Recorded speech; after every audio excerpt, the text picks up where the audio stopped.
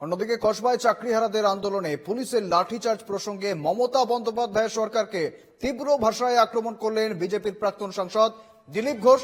বৃহস্পতিবার বহরমপুরে textile college মোড়ে চা চক্রে সাধারণ মানুষের সঙ্গে আড্ডা দেন রাজ্য বিজেপির প্রাক্তন সভাপতি দিলীপ ঘোষ। বলেন, জঙ্গিপুরের পরিস্থিতি সামাল দিতে ব্যর্থ পুলিশ।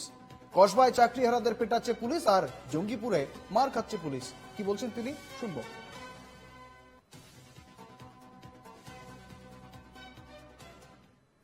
এদিকে মুর্শিদাবাদে আগুন জ্বলছে, মালদায় আগুন জ্বলছে।